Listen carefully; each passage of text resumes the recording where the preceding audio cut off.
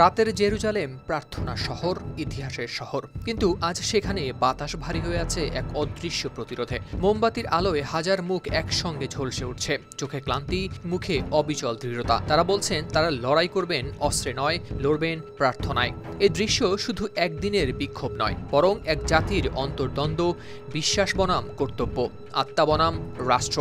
জেরুজালেমের আকাশ জুড়ে এখন গর্জন, ডেমনস্ট্রেশন অব দ্য মিলিয়ন। নাম পাওয়া এই বিক্ষোভে কয়েক লাখ অতি রক্ষণশীল ইহুদি বা আল্ট্রা অর্থোডক্স রাস্তায় নেমে এসেছেন দেশটিতে সরকারিভাবে বাধ্যতামূলক সেনা যোগদানের আদেশের বিরুদ্ধে। শহরের প্রতিটি মোড়ে যখন সাদা টুপি, কালো কোট আর হাতে তোরা তাদের প্রতিবাদের প্রতীক। সংবাদ মাধ্যম মিডল ইস্ট আইয়ের প্রতিবেদনেও প্রকাশ পেয়েছে এই চিত্র। সব মশার বিরুদ্ধে সুরক্ষা দিতে এলো বসুন্ধরা এক্সট্রিম অ্যারোসল, মশার বিরুদ্ধে এক্সট্রিম সুরক্ষা। জাবাদ নামের এক গোষ্ঠীর র্যাবাইরা ডাক দেন এই সমাবেশের। তারা বলছেন না কিছুই, কিন্তু নীরবতার মধ্যেই যেন গর্জন, আমরা সৈনিক নই, আমরা প্রার্থনাকারী। বিক্ষোভে অংশ নেয়া ২০ বছর বয়সী তরুণ ইয়েহুদা হির্শ বলেন, আজ সব আল্ট্রা অর্থোডক্স গোষ্ঠী একত্র হয়েছে, কোনো পরিস্থিতিতেই সেনাবাহিনীতে যোগ দেবেন না তারা। ইয়েহুদা আরও বলেন তারা দুই বিপরীত পক্ষ। এর মধ্য দিয়ে ইহুদা মূলত বুঝিয়েছেন আল্ট্রা অর্থোডক্স পক্ষ একদিকে আর অন্যদিকে সেনা ও রাষ্ট্রপক্ষ।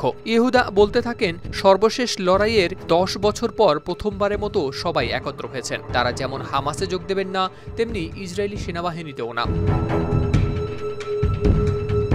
জেরুজালেমের পথে তখন মানুষের ঢল, কেউ হাঁটছে মাইলের পর মাইল, কেউ ট্রেনে চেপে যাচ্ছেন রাজধানীর দিকে। পুলিশের বাধা, রাস্তায় ব্যারিকেড, তবুও ভিড় থামছে না, যেন এক বিশ্বাসী জাতি তাদের আত্মার স্বাধীনতা খুঁজছেন। এই দ্বন্দ্বের ইতিহাস অবশ্য অনেক পুরনো। ১৯৪৮ সালে ইসরায়েল রাষ্ট্র গঠনের পর থেকেই চলে আসছে এই টানাপোড়েন। প্রথম প্রধানমন্ত্রী ডেভিড বেন-গুরিয়ন একসময় ধর্মীয় গোষ্ঠীকে সেনা থেকে দিতে চেয়েছিলেন অব্যাহতি, তবে সেটি কখনোই পরিণত হয়নি আইনে। এরপর থেকে প্রতিটি সরকার এসেছে গেছে, কিন্তু প্রশ্নটা থেকেই গেছে, ধর্ম নাকি রাষ্ট্র, কার ডাকে সাড়া দেবে এই মানুষগুলো?